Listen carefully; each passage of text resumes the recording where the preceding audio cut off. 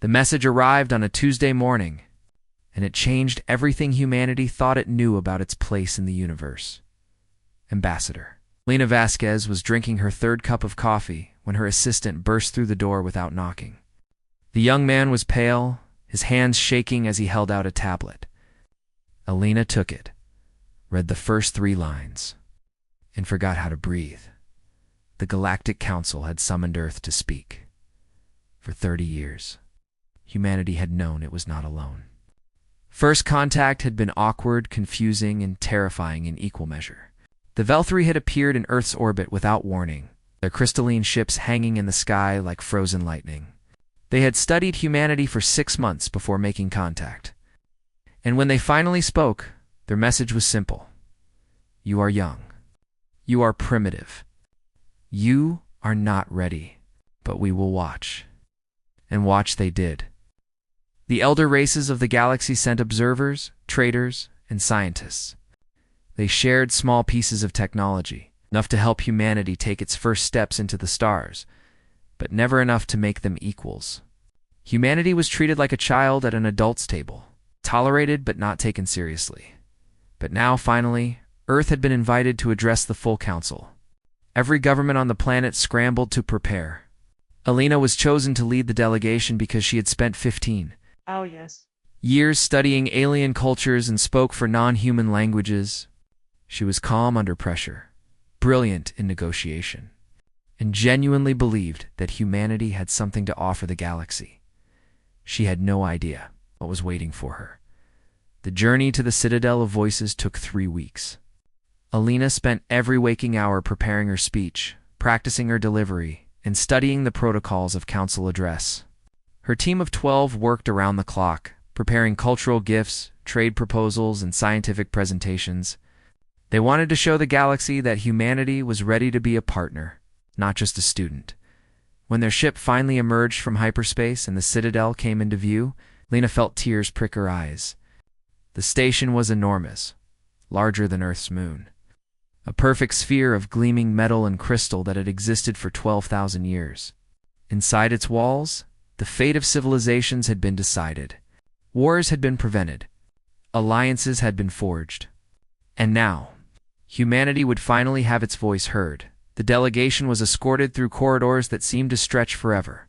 The walls were lined with monuments to species that had risen, flourished, and sometimes fallen. Some of the names were familiar from humanity's studies. Others were mysteries. Civilizations so ancient that even the elder races had forgotten their stories. The council chamber itself was overwhelming. It was a vast amphitheater, capable of holding thousands, with platforms rising in concentric circles around a central stage. Each platform bore the symbols of a different species. Alina counted over 800 before she lost track. 800 civilizations, watching as humanity took its first real step onto the galactic stage. She walked to the podium at the center of the chamber, her footsteps echoing in the sudden silence. 2,000 pairs of eyes, some familiar, some utterly alien, fixed upon her. She could feel the weight of their attention, the judgment in their gazes. Alina took a deep breath and began to speak. "Honored members of the Galactic Council," she said, her voice steady despite the pounding of her heart. "On behalf of Earth and all of humanity, I thank you for this opportunity. We come before you not as conquerors or supplicants, but as fellow travelers in this vast universe. We believe that humanity has much to offer and much to learn. We seek partnership, cooperation, and mutual growth." She paused, waiting for the translation systems to carry her words to every delegate. The response was not what she expected. Laughter. It started with the Velthri delegate, being of living light who had observed humanity's first fumbling steps into space. The sound was like wind chimes in a storm, beautiful and cutting at the same time. "Forgive me," the Velthri said, its voice carrying through the chamber. "But you speak of contribution. Your species has existed for the blink of an eye. You have not yet mastered fusion without waste. You war among yourselves over patches of dirt. What could you possibly offer us?" The laughter spread. Some delegates tried to hide their amusement, covering their mouths or turning away. Others did not bother with such politeness. The sound washed over Alina like a wave of cold water, drowning the words she had prepared, the hopes she had carried across the stars. Behind her, she could hear her team shifting uncomfortably. One of them let out a small sound of distress. Alina knew that every word of this was being broadcast back to Earth. Billions of people were watching their species be treated like a joke. The Dominion speaker, an ancient being whose species had helped found the Council 10,000 years ago, raised a limb for silence. The laughter faded slowly, reluctantly. Perhaps the speaker said, its tone not unkind but deeply condescending, humanity should observe for a few centuries before speaking. Learn what it means to be part of something greater. There is no shame in youth, Ambassador, only in overreaching. Alina stood frozen at the podium. Her prepared speech felt like ashes in her mouth. Everything humanity had worked for, the decades of preparation, the careful diplomacy, the hopes of billions, was being dismissed as the foolish ambition of children who did not know their place. She should have thanked them for their guidance. She should have stepped back, accepted her people's status as observers, and worked quietly for the centuries of acceptance the elder races expected. But Alina Vasquez had not come this far by accepting what others expected of her. She looked at the microphone before her. It was still active, still broadcasting to every corner of known space. Her hands had been trembling, but now they were steady. A strange calm settled over her. The calm that comes when someone realizes they have nothing left to lose, no, she said. The single word cut through the residual chuckling like a blade. 2,000 delegates fell silent, staring at the small human who had not retreated from the podium. Alina gripped the edges of the lectern and leaned forward. Her eyes swept across the chamber, meeting the gazes of beings who had watched stars be born and die. No, she repeated, I will not step back. I will not be silent. And I will not wait centuries for permission to speak. The chamber was utterly quiet now. Even the Velthary had stopped shimmering. You wanted to know what humanity has to offer? Alina said. Then listen, because I'm going to tell you exactly who we are. Alina Vasquez stood at the podium, her heart pounding like a war drum in her chest. The laughter had stopped. 2,000 alien delegates stared at her with expressions ranging from curiosity to outrage. She had just refused to step down, refused to be silent, refused to accept humanity's place as cosmic children. Now she had to prove that refusal meant something. You are right about one thing, she began, her voice carrying through the vast chamber. We are young. By your standards, humanity is barely a heartbeat old. You have watched empires rise and fall while we were still learning to make fire. I do not deny this. She paused, letting the translation systems catch up, letting her words sink into minds that had seen millennia pass like seasons.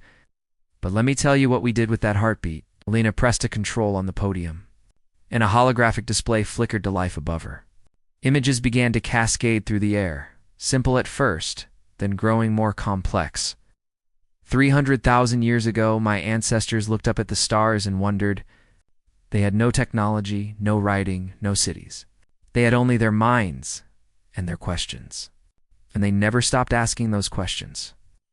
The display showed early humans gathered around fires, their eyes turned upward, toward a night sky full of mysteries. We built civilizations from nothing, not once, but dozens of times. When one fell, we built another. When disease killed half of us, the survivors got up and kept going. When we ran out of food, we learned to grow it. When we ran out of land, we crossed oceans. And when we ran out of oceans, we looked up at those stars again. Elena's voice grew stronger with each sentence. She was no longer reciting a prepared speech. She was telling a story, the story of her people, and she meant every word. You gave us scraps of technology and expected us to spend centuries understanding them. That is what your species did, after all. Slow, careful progress. Methodical advancement. But we are not like you.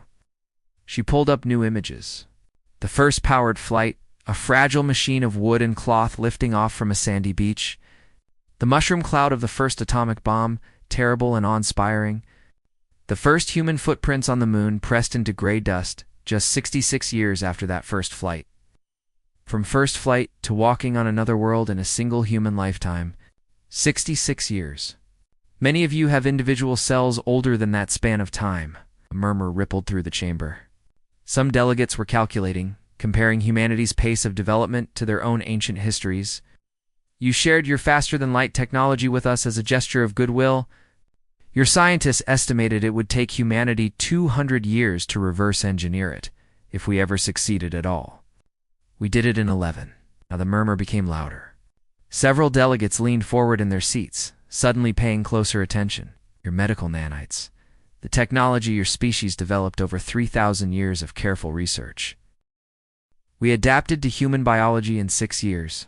It's not because we are smarter than you, not because we are better, but because we have something you lost a long time ago. Alina looked directly at the Velthari delegate, whose crystalline form had dimmed with what might have been surprise. We are still desperate, she said. Every generation of humanity has lived knowing they might be the last. We have never had the luxury of patience. We have never had the comfort of knowing we would survive. Every day of human existence has been a fight against extinction, and that fight has made us what we are. She stepped around the podium, moving closer to the assembled delegates, her small human form defiant against the backdrop of ancient power. You call our wars a weakness. Call them a forge. Yes, we have killed each other. We have done terrible things in the name of nation, religion, and ideology. But those conflicts also drove us forward. They pushed us to innovate, to adapt, to overcome. The same species that split the atom in a bomb also used that knowledge to power cities and heal the sick. Alina raised her hand, and the holographic display showed images of human achievement. Medical breakthroughs, artistic masterpieces, acts of courage and compassion that defied logic and self-interest.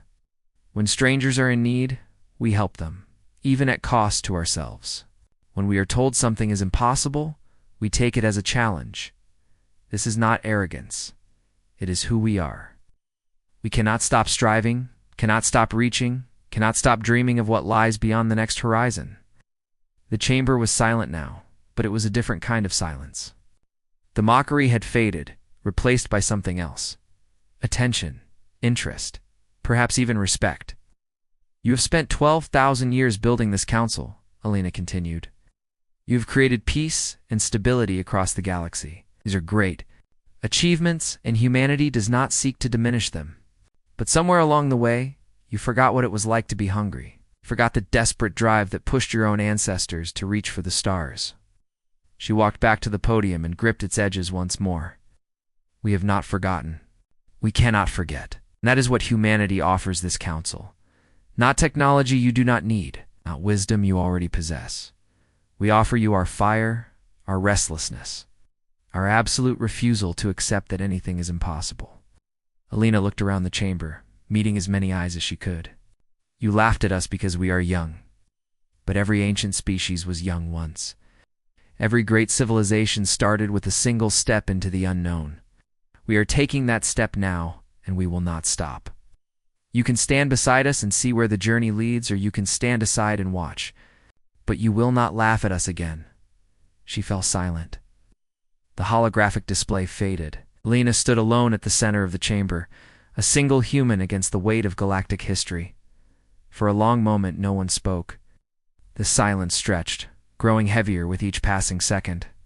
Alina could feel sweat running down her back, could hear her own breathing loud in her ears. Then, from the highest tier of the chamber, a sound broke the quiet. It's not laughter this time, but something else.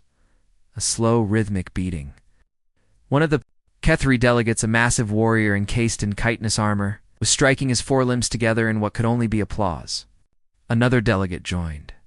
Then another. Within moments, a wave of acknowledgement swept through the chamber.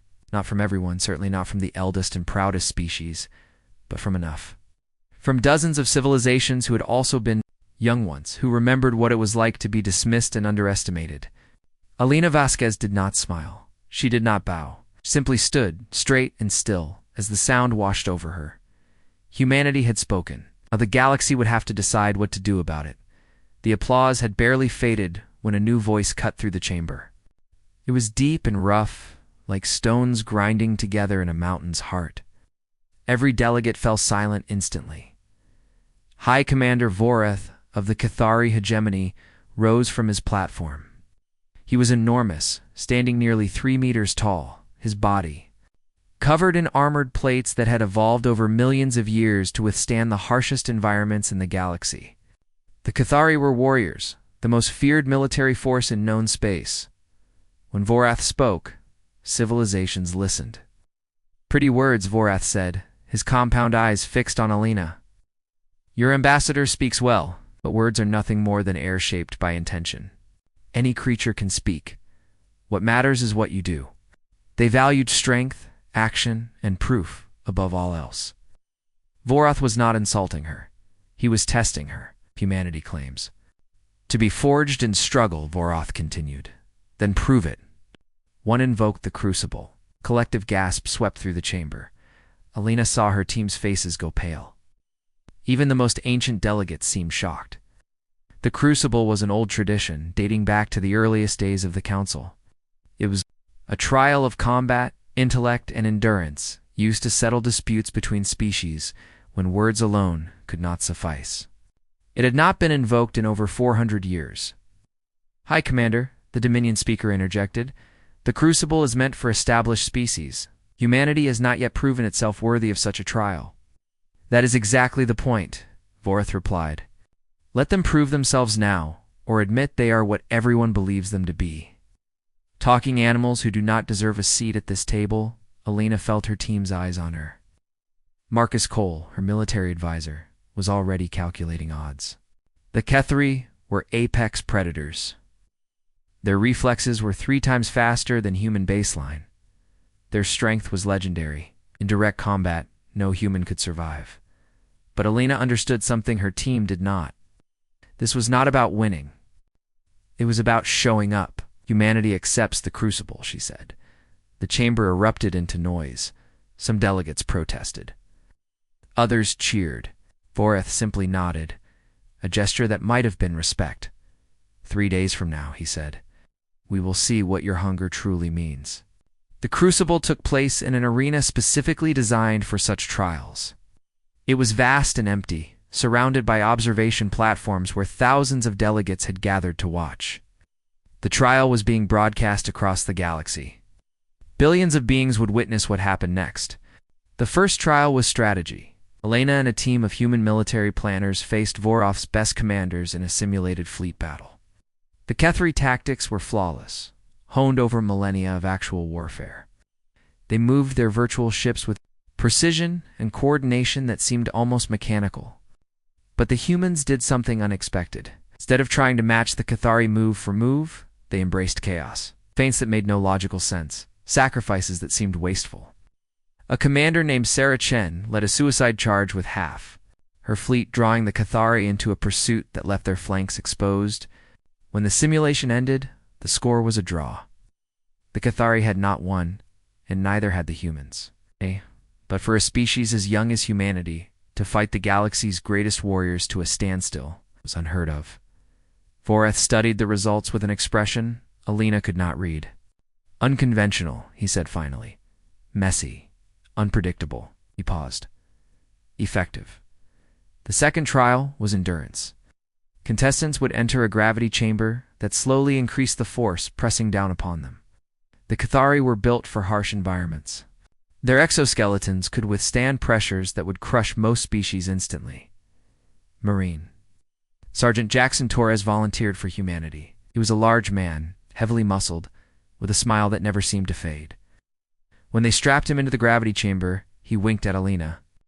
"Just like training back home," he said, "except the food is probably worse." The trial began. The gravity increased steadily, pressing down on both contestants like an invisible hand. Vorath stood straight and still, his armored body designed for exactly this kind of stress.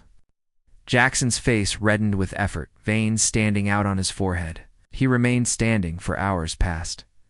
5, 6. At the 7-hour mark, a crack appeared in Vorath's chest plate. The Cathari commander grimaced, the first sign of weakness he had shown. But still he stood.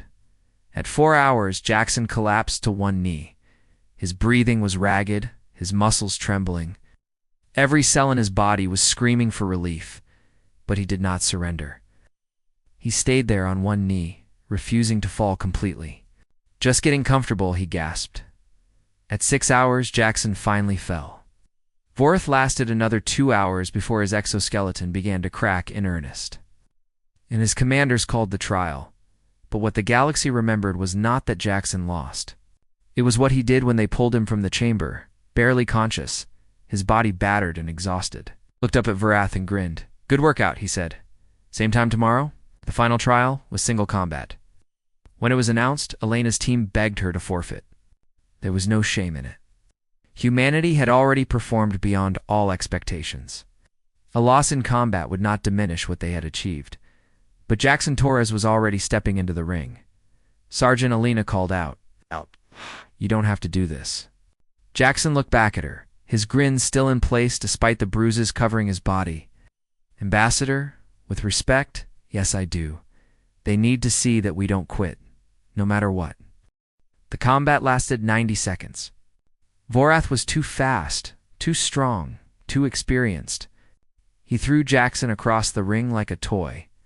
He struck him with blows that would have killed a lesser being. Each time Jackson fell, the crowd expected him to stay down. Each time, he got back up. By the end, Jackson could barely stand. Blood ran from cuts on his face. His left arm hung uselessly at his side. But he raised his right fist and beckoned Vorath forward. "That all you got?" He wheezed. Vorath struck him one final time, and Jackson went down. This time he did not rise.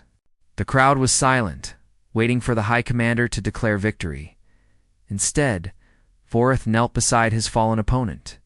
He studied the human's face, the defiance that still burned in those eyes despite the beating he had taken. "Why?" Vorath asked quietly. "You knew you could not win. Why did you keep fighting?" Jackson coughed, tasting blood. "Because giving up is not what we do." Vorath stared at him for a long moment. Then, slowly, he began to laugh. It was not the mocking laughter that had greeted humanity 3 days ago. It was something else entirely, something that sounded almost like joy. "I have fought 1,000 battles," Vorath said, rising to his feet. "I have faced the warriors of 100 species. None of them have shown me what you showed me today." He reached down and lifted Jackson to his feet, supporting the human's weight with surprising gentleness. "Humanity has passed the crucible," Vorath announced to the watching galaxy. "Not because they won, but because they refused to break." The arena erupted into chaos. Delegates shouted, some in protest, others in celebration. But Elena did not hear any of it. She was watching Jackson Torres lean against the greatest warrior in the galaxy. Barely conscious, but still smiling. They had done it. They had proven that humanity belonged. Now the real work could begin. In the weeks following the Crucible, everything changed. Not in dramatic explosions or sudden declarations, but in small moments that added up to something much larger. The galaxy was watching humanity with new eyes. And humanity was paying attention. Elena Vasquez had expected hostility from the elder races after her defiant speech. Instead, she found something more complex. The Velthari kept their distance, their crystalline forms dimming whenever human delegates entered a room. The Dominion Council issued formal statements expressing concern about traditional protocols being disrupted. But they did not act against Earth. Perhaps they were waiting to see what would happen next. Perhaps they simply did not know how to respond. It was the younger species who surprised Lena most. The first to reach out was the Palori, a race of small, six-limbed beings who had joined the Council only 800 years ago. By galactic standards, they were barely older than humanity. Their ambassador, a quick-moving creature named Tessith, requested a private meeting with Elena just days after the Crucible ended. "We watched your trial," Tessith said, her voice a rapid clicking that the translator rendered into slightly breathless speech. "We watched your sergeant refuse to fall. It reminded us of something we had forgotten." "What was that?" Elena asked. "That we were once like you, hungry, desperate, willing to fight against odds that logic said we could not overcome." Tessith's multiple eyes blinked in what might have been sadness. The elder races taught us patience. They taught us to wait our turn, to earn respect through centuries of quiet service. We forgot how to demand it. Over the following weeks, more species came forward. The Ven, whose homeworld had been exploited by elder races for millennia before they finally gained representation. The Crix would develop faster than light travel independently, only to be told their methods were inferior and must be abandoned. The Orith, the Keloni, the Mirth, and dozens of others who had spent centuries or more being told. They were not ready for a real voice. Alina listened to their stories. She learned their grievances, and slowly, carefully, she began to weave connections between them. But she was not stupid. Alina knew that the elder races would not simply allow humanity to build a coalition against their interests. The Dominion Council had subtle ways of punishing those who stepped out of line. Trade restrictions, diplomatic isolation, technology embargoes that could cripple a developing civilization. So Alina did not build a coalition against anyone.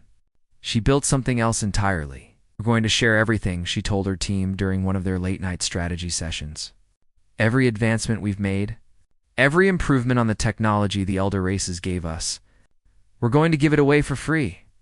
Marcus Cole nearly choked on his coffee. "Ambassador, that's our leverage.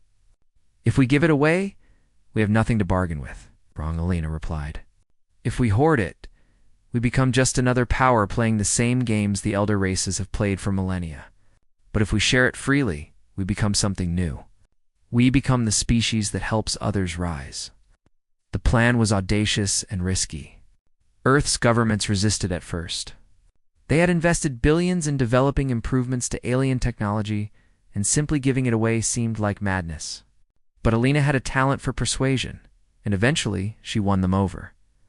The first gift was the improved fusion reactor. Humanity had taken the design the Velthri had shared and made it 30% more efficient.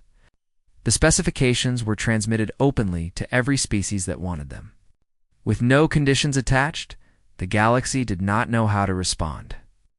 "There must be a trick," the Dominion speaker announced publicly. "No species shares its advantages without expectation of return. Humanity is playing a game we do not yet understand." But there was no trick. When the Palari asked for help adapting the reactor to their unique power systems, human engineers traveled to their homeworld and worked alongside them for months. When the Ven requested improvements to their medical technology, human doctors shared everything they knew. Word spread. Humanity was not hoarding its gains. Humanity was lifting others up. More species joined the informal network that was forming around Earth. They were not allies in any military sense. The elder races would have crushed any formal alliance that threatened their dominance. But trade agreements were signed. Cultural exchanges were established. Human music, art, and entertainment spread through the younger civilizations like fire through dry grass. The Cathari hegemony, surprisingly, became one of humanity's strongest supporters. High Commander Vorith had been impressed by Jackson Torres's refusal to surrender, and that respect extended to all of humanity. Vorith did not formally ally with Earth, but he made it clear that anyone who moved against humanity would answer to him. Alina used every connection, every favor, every relationship she had built. She traveled constantly, meeting with delegates from species whose names humanity had only recently learned to pronounce.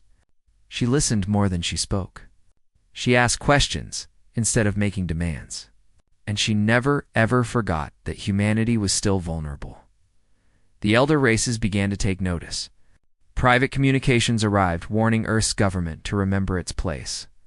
Economic pressure was applied to some of humanity's new partners. But each time, the network absorbed the blow and kept growing. "They're afraid," Tessith told Alina during one of their regular meetings. "I have never seen the elder races afraid before. They do not know how to fight this because it is not an attack. You are not conquering territory or stealing resources. You are simply making friends." Alina smiled, though she was exhausted. Months of constant travel and negotiation had taken their toll. "We learned something from our history on Earth. Empires built on force always crumble eventually. but connections built on mutual benefit can last forever. Behind the scenes, Elena's team was gathering intelligence. Which elder species were most resistant to change? Which had secret conflicts with each other? Which might be persuaded to support reform if the conditions were right? The information was not gathered for blackmail or manipulation, but for understanding. When the time came to push for real change, Elena wanted to know exactly where the pressure points were. The moment arrived sooner than expected. 1 year after Elena's first address to the council, a crisis erupted. A rogue faction of the Velthari attacked a convoy of Krix trading vessels, killing hundreds. The Velthari denied responsibility, but evidence suggested elements within their government had sanctioned the attack. The council was convened to address the situation. And for the first time in centuries, the younger species demanded to be heard. Not just humanity, but the Palori, the Ven, the Krix, and 40 other civilizations whose voices had been ignored for too long. This is what happens when some species are valued more than others, Elena declared to the assembled council. When injustice is allowed to fester because addressing it would be inconvenient for those in power, the elder races tried to restore order. They invoked tradition and protocol. But Elena had spent a year building something they could not simply dismiss. She had built a movement. "We are not here to tear down what you have created," Elena continued. "We are here to make it better, stronger, fairer. You can work with us. Or you can watch the galaxy you shaped crumble around you." The Dominion speaker stared at her, ancient eyes calculating. "And if we refuse?" Elena did not hesitate. "Then the species standing with us will chart our own course." Together, the chamber fell silent. Everyone understood what was at stake. The next words spoken would shape the future of galactic civilization. Elena waited, her heart pounding, and hoped that humanity's gamble would pay off. The silence in the council chamber stretched like a held breath. Elena Vasquez stood at the central podium, surrounded by the representatives of 47 species who had risen to stand with humanity. Behind them, the elder races watched with expressions that ranged from fury to calculation to something that might have been fear. The Dominion speaker was the first to respond. The ancient being moved slowly, each gesture carrying the weight of 10,000 years of authority. "You speak of reform as if it were a simple thing. But this council has maintained peace across the galaxy for longer than your species has possessed fire. Do you truly believe you understand the complexities you seek to change?" "No," Elena admitted. "I don't claim to understand everything. But I understand enough to know that what exists is not working for everyone. And I know that refusing to change because change is difficult is not wisdom. It's cowardice." A ripple of shock passed through the chamber.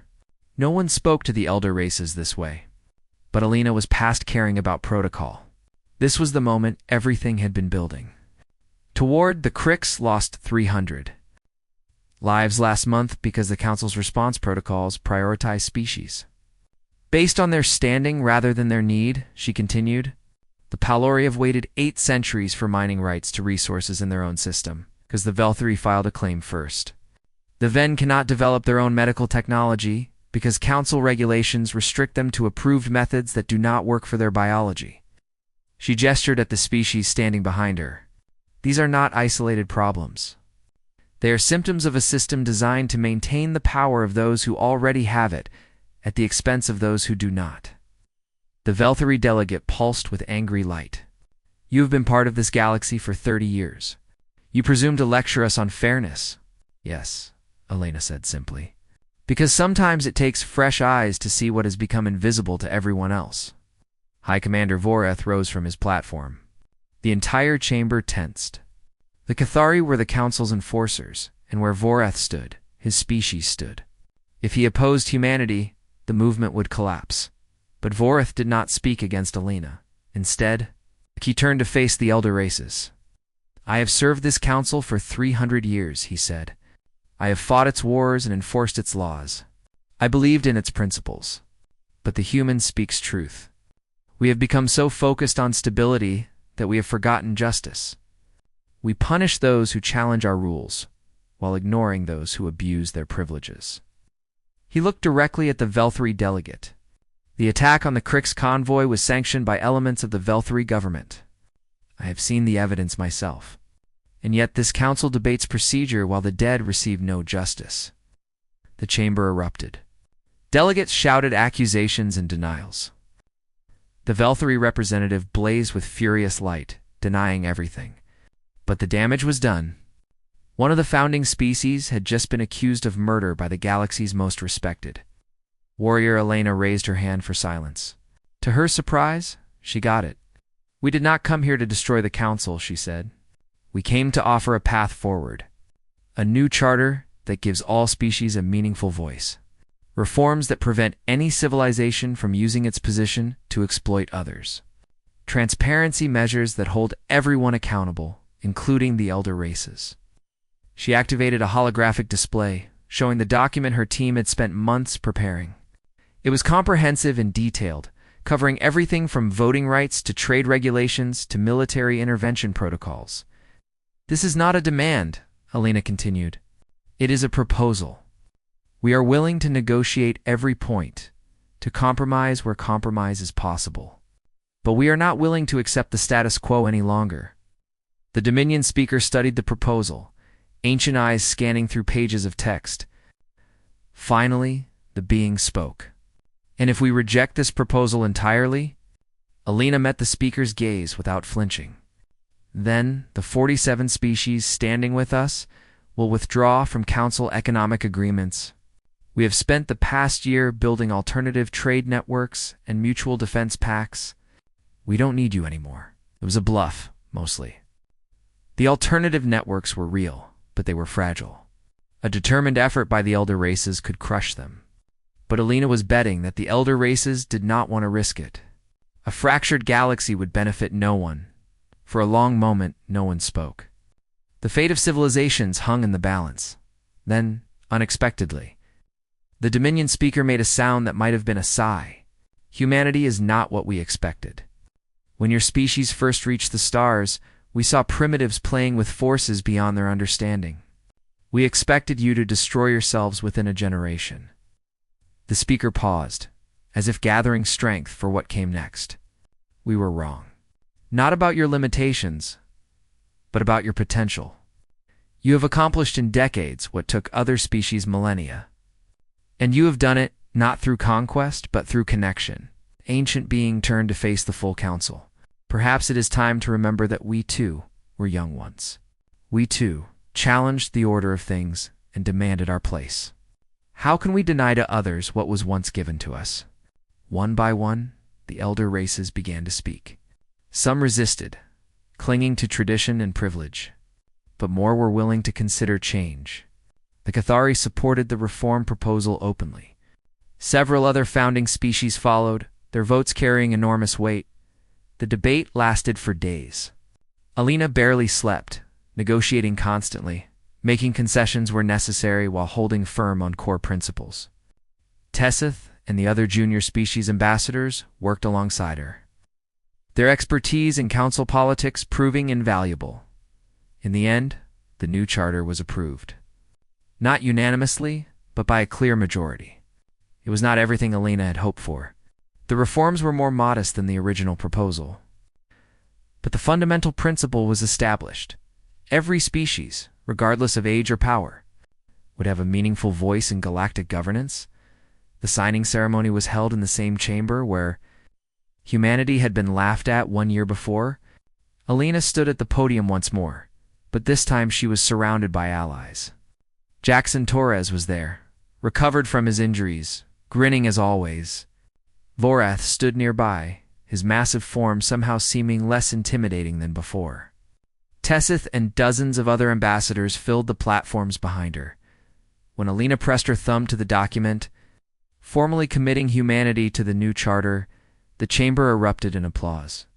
This time, no one was laughing. Afterward, the Dominion speaker approached Elena privately. You have changed more in 1 year than many species accomplish in 1,000. I confess I am uncertain whether to be impressed or terrified, Elena smiled. Why not both? The ancient being made a sound that might have been a chuckle. Humanity will need to be watched carefully. You rise too fast. You push too hard. One day, you may push too far. Probably, Elena admitted. That's who we are. We don't know how to stop reaching for more. But I promise you this. When we reach, we'll try to lift others with us. She looked out at the dispersing crowd, at the representatives of dozens of species who had come together to reshape the galaxy. 1 year ago, humanity had been a joke. Now, they were part of something larger than themselves. It was not conquest. It was not dominion. It was something better. Alina thought about all the humans who had looked up at the stars and dreamed of reaching them. The scientists and explorers and dreamers who had pushed humanity forward against every obstacle. They had not known what lay beyond those distant lights, but they had believed it was worth finding out. Now humanity was here, among the stars, making its mark on the universe. Not with weapons or threats, but with the same qualities that had carried them out of caves and across oceans: curiosity, determination, the absolute refusal to accept that anything was impossible. The galaxy would never be the same. And Elena Vasquez, standing in the heart of galactic civilization, allowed herself a moment of pure joy. They had done it. They had proven that humanity belonged. Now came the hard part, living up to the promise they had made. But that was a challenge for tomorrow. Today she would celebrate. Today she would remember this feeling. Today humanity had taken its place among the stars.